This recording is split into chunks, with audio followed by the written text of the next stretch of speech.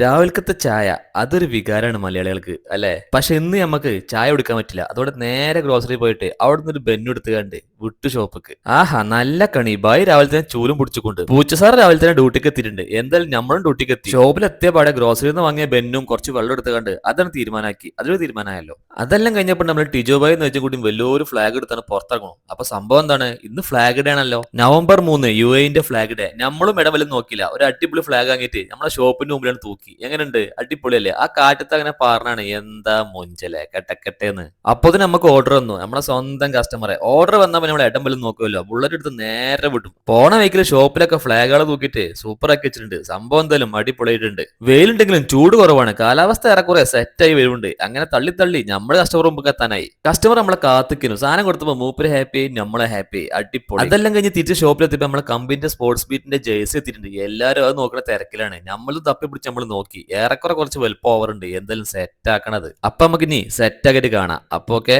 Thank you.